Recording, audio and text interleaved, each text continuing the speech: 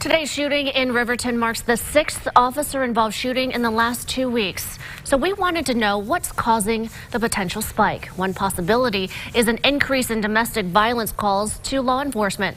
News for Utah's Rosie Nguyen looked into this disturbing trend and joins us now in the studio. Rosie, what did you find?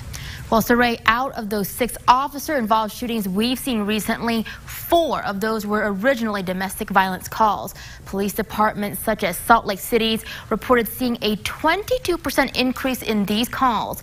I joined Sergeant J.C. Holt with the West Jordan Police Department for a ride-along today to talk about domestic violence calls. He says those types of cases are some of the most dangerous situations they can respond to. That's why they always show up in pairs to these calls.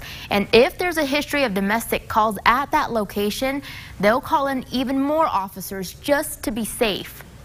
We're dealing with emotions that we don't have on some of the other call details that we respond to, and those emotions can turn into deadly action, unfortunately, and we've seen that, several times, and that's the danger. That's the danger of the situation for our officers that respond to these calls.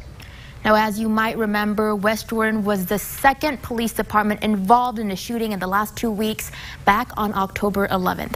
Coming up at 5, I'll break down those numbers on domestic violence calls. Glenn, back to you. Rosie, thank you.